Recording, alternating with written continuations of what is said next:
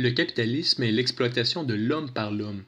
Cependant, nous vivons présentement à une époque de grande transformation technologique qui risque de soumettre la vie de plusieurs personnes à une exploitation constante.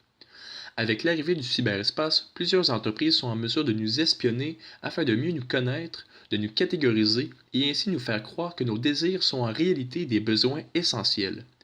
Bonjour, ici Alexandre Saint-Arnaud et je vous parlerai aujourd'hui de l'évolution du capitalisme jusqu'à l'ère numérique, la surveillance effectuée par les plateformes publicitaires et le profilage de la clientèle.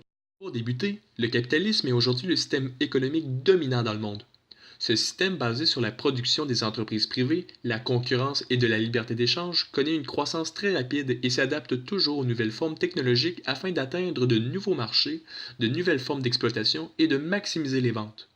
Au fil des années, les technologies dominantes ont changé à nombreuses reprises. Il est possible entre autres de penser aux machines à vapeur, aux chemins de fer, l'acier, l'électricité, les automobiles et aujourd'hui la technologie numérique. En effet, vers 1990, notre société voit naître une révolution technologique nommée l'ère numérique avec l'expansion d'Internet et ses nombreuses capacités, dont les algorithmes. Mais qu'est-ce que des algorithmes? Pour donner une courte définition, ce sont des instruments de collecte de données qui récoltent à grande échelle nos informations personnelles et toutes nos actions effectuées sur Internet afin de créer une masse de données et faire du profilage de la clientèle. Le profilage de la clientèle est une technique de marketing visant à collecter nos renseignements personnels grâce aux algorithmes et à les analyser dans le but de nous proposer des offres commerciales qui correspondent à notre profil. Les données fournies par les algorithmes sont des ressources nécessaires au bon fonctionnement de plusieurs entreprises et permettent de prendre souvent une avance concurrentielle importante dans ce féroce monde capitaliste. Nous pouvons donc constater que nous sommes soumis à une surveillance constante lorsque nous sommes sur nos appareils numériques.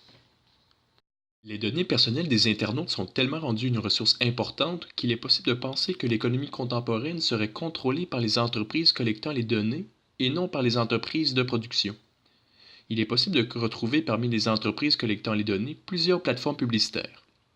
Pour donner une courte définition, les plateformes publicitaires sont des entreprises comme Facebook, Google ou autres offrant à tout le monde des services utiles et gratuits en échange d'informations personnelles sur ceux-ci. Les plateformes publicitaires accumulent et analysent les données des internautes qui sont ensuite vendues à des entreprises de production. En connaissant les goûts et intérêts des consommateurs, les entreprises de production peuvent alors créer et afficher sur les plateformes publicitaires des publicités adaptées aux différents consommateurs.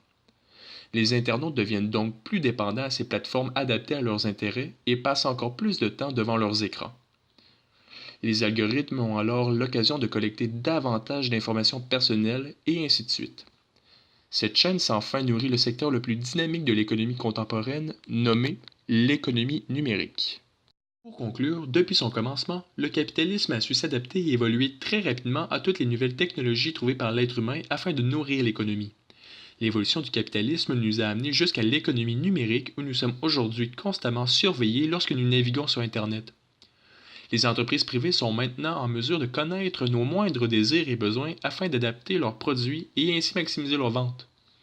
Bref, je souhaite que les internautes fassent dorénavant plus attention pour protéger leur vie privée contre le profilage.